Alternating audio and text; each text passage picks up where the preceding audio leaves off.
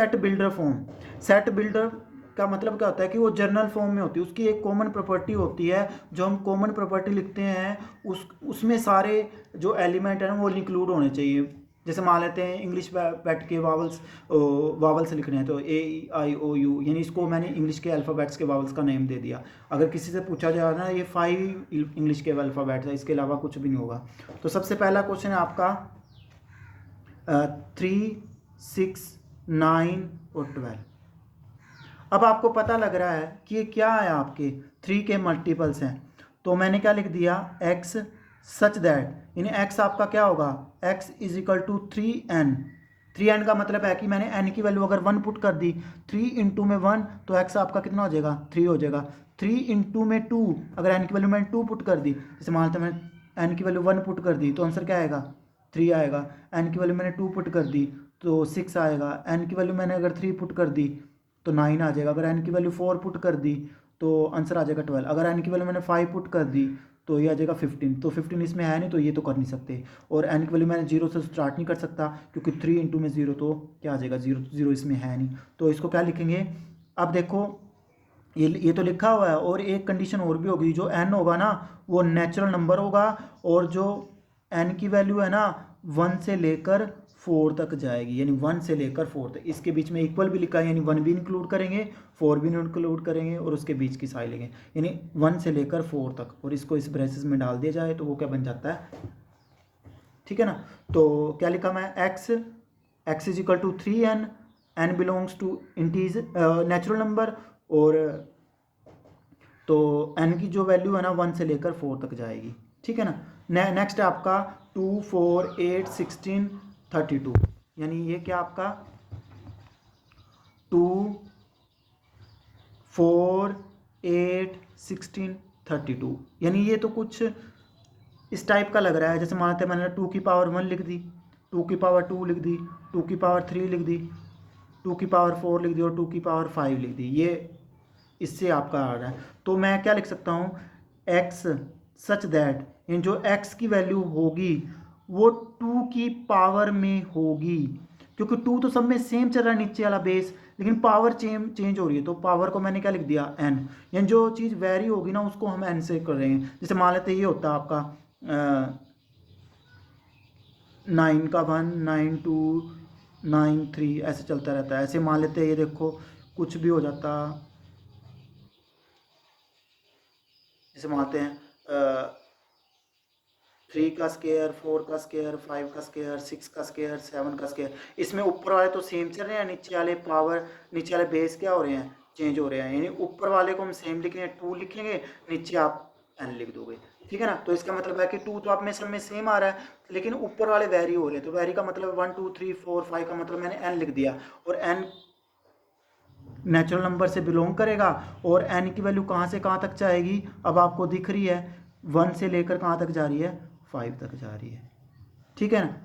तो ये आपने लिख दिया कि x such that x is equal to 2 की पावर n, तो n belongs to natural number और 1 से लेकर 5 तक जाएगा आपका, ठीक है ना। तो थर्ड क्वेश्चन आपका 5, 25, 125, 60, बिल्कुल सेम क्वेश्चन ये है। इसको 5 की पावर में लिख सकते हैं, 5 की पावर 1, 5 की पावर 2, 5 की पावर 3, 5 की पावर 4, तो x इज इक्वल टू 5 की पावर n रहेगी और 1 से लेकर कहाँ तक जाएगी 4 तक जाएगी। नेक्स्ट है आपका 2, 4, 6, यानी आपको क्या दिख रहे हैं 2 के मल्टीपल दिख रहे हैं, x such that x is equal to 2n और n belongs to natural number. अब बाकी मैंने ये वाली कंडीशन क्यों नहीं लगाई इसमें, क्योंकि ये वाली कंडीशन क्यों लगाई, क्योंकि ये अप टू सोन तक चल रहे हैं, आगे तक हमें एंडिंग नहीं इसकी पता, तो हम इसको एंड तो कर नहीं सकते, ठीक है। या तो ऐसे भी लिख सकते हो x such that x is even natural number. अब देखो नेक्स्ट क्वेश्चन है आपका, ये दिया हुआ आपको 1, 4, 9 और 100 दिए हुए हैं, ये आपको दिख क्या रहे हैं स्केयर दिख रहे हैं। इसको मैं लिख सकता हूँ 1 का स्केयर, 2 का स्केयर, 3 का स्केयर, ऐसे ही इसको 10 का स्केयर लिख सकता हूँ। ये आपका क्या लिखोगे x such that x is equal to, अब बताओ इसमें सेम कौन सा चल रही है, यानी पावर इसमें सेम चल रही है, और नीचे वाला आपका क्या हो रहा है चेंज होगा, जो टर्म चेंज होगी उसको हम n से डिनोट करेंगे और बाकी जो सेम चल रहा है उसको स्केयर लिख दिया, यानी n होगा आपका नेचुरल नंबर और n की वैल्यू कहाँ से कहाँ तक चलेगी, 1 से लेकर कहाँ तक जाएगी, आपकी 10 तक जाएगी। ठीक है, ये आपका आंसर आ गया। ठीक है, अब देखो जो 5th क्वेश्चन है उसने बोला कि list all the element of the following set. सबसे पहले उसने बोला कि x such that x is an odd natural number, इन ओड नेचुरल नंबर की आपने लिस्ट बतानी है। तो क्या करोगे, 1 3 5 7 और 9 ऐसे चलती रहेगी, क्योंकि उसने ओड नेचुरल नंबर बताया। एंडिंग तो बोली नहीं कि 100 से छोटे लिखने हैं, 200 से छोटे लिखने हैं, ये तो आपने कोई कंडीशन नहीं दी हुई।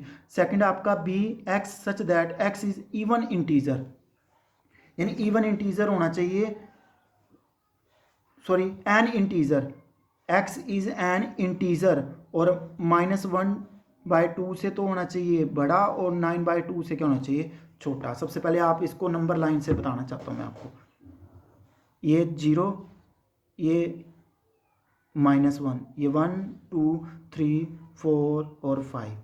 अब देखो -1/2 का मतलब क्या होता है, -0.5, -0.5 यहाँ पर रहेगा, -0.5, इसका मतलब है -1/2 है। और 9/2 का मतलब है 4.5, 4.5 4 और 5 के बीच में आएगा, यहाँ पर लिख दिया 9/2 यानी 4.5 लिख दिया।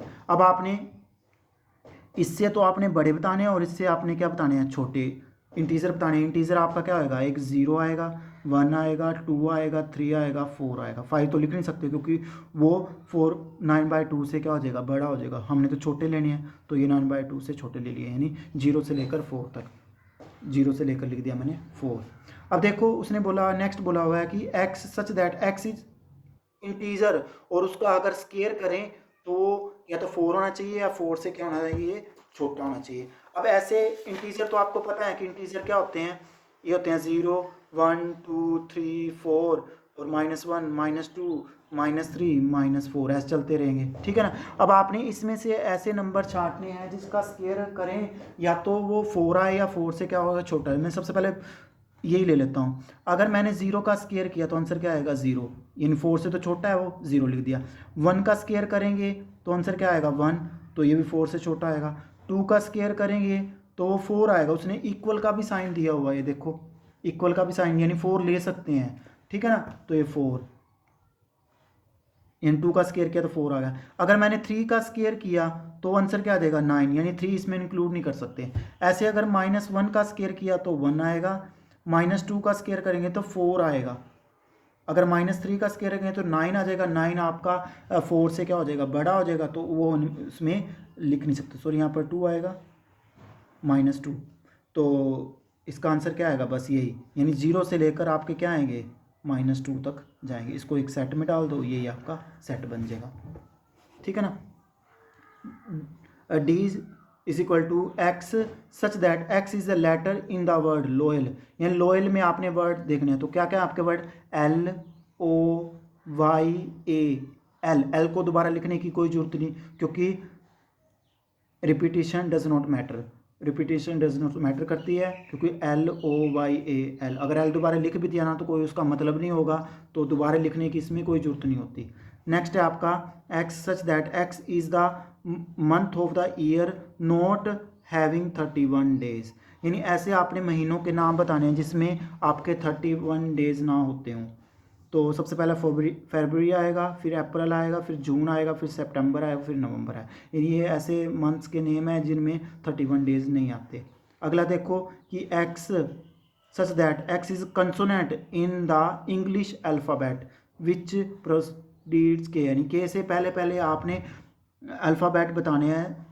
अल्फ़ाबेट कौन से, वो भी कंसोनेंट होने चाहिए। कंसोनेंट का मतलब क्या होता है, जो वोवल नहीं होते, यानी इंग्लिश अल्फ़ाबेट में 5 वोवल होते हैं और उन पांचों को छोड़ के ना बाकी सारे क्या होते हैं, कंसोनेंट होते हैं। तो कंसोनेंट पहला तो आपका बी आएगा, क्योंकि ए को तो छोड़ देते हैं, क्योंकि ए आपका वावल आएगा, यानी BCD। ई ने हमने क्यों नहीं लिखा, क्योंकि ई वावल होता है। फिर F, फिर GH। आई क्यों नहीं लिखा, क्योंकि आई आपका क्या होता है, वावल होता है, आई को हम लिखेंगे नहीं। फिर जे, यानी के से उसने पहले पहले बोला था, यानी बोल दिया हमने BCDFGHJ।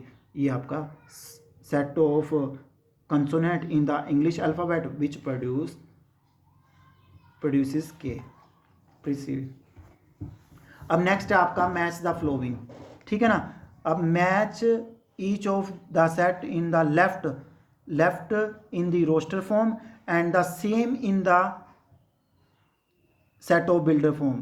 अब एक तरफ तो आपको सेट ऑफ रोस्टर फॉर्म लिखी हुई है सेट ऑफ बिल्डर फॉर्म, लेकिन आपने अब मैचिंग करनी किसके साथ आपकी मैचिंग हो रही है। अब सबसे पहला आपका था ये 1 2 3 6 किसके साथ मैच करेगा, तो सबसे पहले इसने लिखा कि एक्स इज प्राइम नंबर।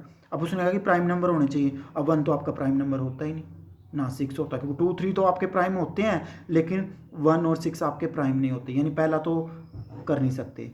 दूसरा आपका क्या है कि x is an odd natural number, यानी ओड नेचुरल नंबर देखने हैं, ओड नेचुरल नंबर, यानी ये 3 तो आपका ओड है लेकिन 2 आपका ओड है ही नहीं, यानी ये भी कंडीशन इसमें ट्रू नहीं करती है। नेक्स्ट है आपका x is natural number and divisor और 6, यानी x आपका नेचुरल नंबर तो है और उसके साथ भी क्या है 6 से डिविजर है, होते हैं 6 के टेबल को डिवाइड कर देते हैं, तो ठीक है, यानी 6/1 6 6/2 3, यानी सारे 6 से डिवाइजर हो जाते हैं, डिवाइड कर लेते हैं, ठीक है ना। तो ये जो 1 का है ना वो सी है आपका। अब सेकंड क्वेश्चन आपका क्या है, सेकंड क्या है आपका 2 और 3 क्या है आपके, x is prime number and divisor by 6, ये प्राइम नंबर तो हैं और 6 से डिवाइड भी होते हैं, यानी ये आपका ए पार्ट आ गया, यानी जो सेकंड का ना ए के साथ मैचिंग होगी और जो फर्स्ट की आपकी सी के साथ में। अब ये 2 रह गए और इसमें से भी आपके ये 2 रह गए। अब आपको पता है कि MATHEICH ये किसके अल्फ़ाबेट्स हैं, किस वर्ड के लेटर्स हैं, किस वर्ड के लेटर्स हैं, ये मैथमेटिक्स के, यानी ये इसके साथ हो गया, जो बाकी बच गया वो तो इसके साथ होगा ही, ठीक है ना। कैसे होगा, ये लिखा हुआ 1 3 5 7 9, ये आपको क्या दिख रहे हैं, x is odd natural number less than 10, ठीक है। तो अगर आपको ये वीडियो अच्छी लगी तो प्लीज़ इस वीडियो को आप लाइक कर देना, शेयर कर देना, और आप इस चैनल पे नए हो तो मेरे इस चैनल को आप सब्सक्राइब भी कर देना। अगर किसी भी स्टूडेंट को अगर इसमें कुछ प्रॉब्लम है, मेरे डिस्क्रिप्शन बॉक्स में आप मैसेज कर देना, उसमें आपके मैसेज को मैं सोल्व कर दूँगा।